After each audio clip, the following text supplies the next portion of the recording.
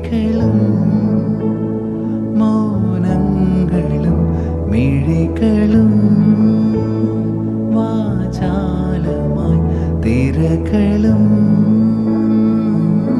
തീരവും ഹൃദയവും വാചാലമായി തമ്മിൽ തമ്മിൽ ഓർമ്മകൾ ആരും കാണാതെ പൂവണിഞ്ഞു.